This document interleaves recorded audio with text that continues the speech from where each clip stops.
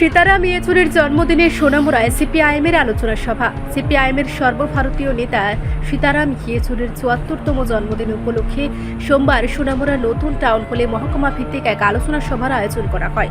সভায় প্রধান বক্তা ছিলেন রাজ্যের প্রাক্তন মুখ্যমন্ত্রী মানিক সরকার। এছাড়াও উপস্থিত ছিলেন সিপিআইএম রাজ্য সম্পাদক মণ্ডলীর সদস্য রতন সাহা, রাজ্য কমিটির সদস্য সুরেশ দাস, সোনামুড়া মহকুমার সম্পাদক শ্যামল চক্রবর্তী এবং গণতান্ত্রিক নারী সমিতির কেন্দ্রীয় কমিটির সদস্য জেসমিন সুলতানা। চারটি বিধানসভা এলাকা থেকে দলীয় নেতাকর্মীদের উপস্থিতি ছিল বেশ লক্ষণীয়।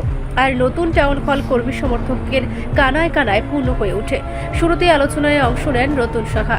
তারপর মানিক সরকার সীতারাম ইয়েচুরির প্রতিকৃতিতে পুষ্পার্ঘ্য করে বক্তব্য রাখতে গিয়ে বলেন, কঠিন পরিস্থিতির মধ্যে আমাদের মতাদর্শ ও কৌশলগত লাইনে জনগণকে সঙ্গে নিয়ে লড়াই চালিয়ে যেতে হবে। তিনি শাসক বিজেপিকে আক্রমণ করে বলেন, 2018 সালের বিধানসভা নির্বাচনের আগে বিজেপিকে জুমলাবাজ দলের আখ্যা দেওয়া হয়েছিল, আর আস্থা বাস্তবে প্রমাণ হয়েছে।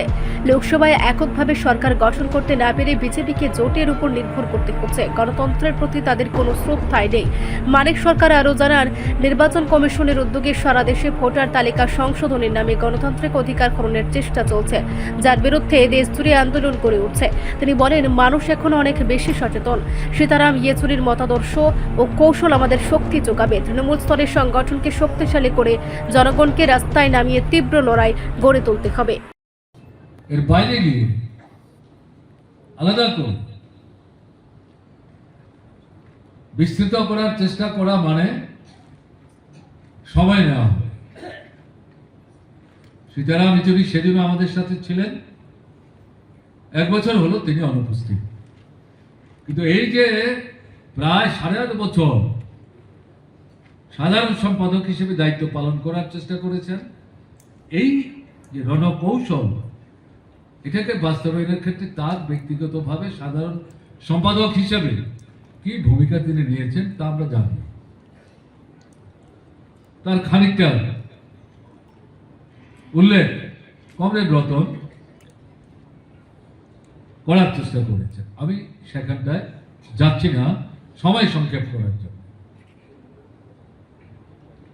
পরবর্তী পর্যায়ে 24তম পার্টি কংগ্রেস, যেটা তামিলনাড়ুতে অনুষ্ঠিত হয়ে গেছে, সীতারাম অনুপস্থিত। সেই মহাসম্মেলনে আমাদের যে রাজনৈতিক প্রস্তাব,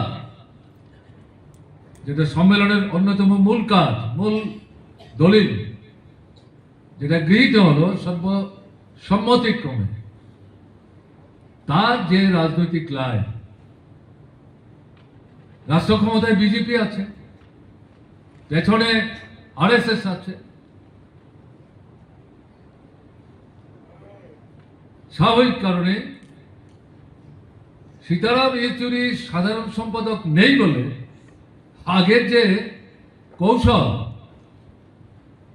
পার্টি গ্রহণ করেছিল তার তাহলে পরিবর্তন ঘটাতে হবে, নূতন কৌশল নিতে হবে।